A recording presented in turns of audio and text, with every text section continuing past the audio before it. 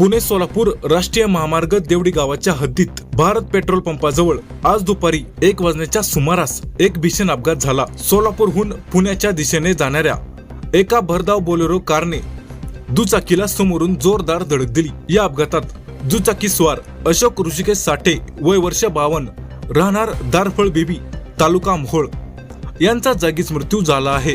मिळालेल्या सविस्तर माहितीनुसार आज दिनांक 1 जून दुपारी 1 वाजण्याच्या सुमारास अशोक साठे हे आपल्या दुचाकीवरून क्रमांक MH13DK 4733 देवडी हद्दीतील भारत पेट्रोल पंपाजवळील अनधिकृत रस्ता दुभाजक मधून रस्ता ओलांडत होते।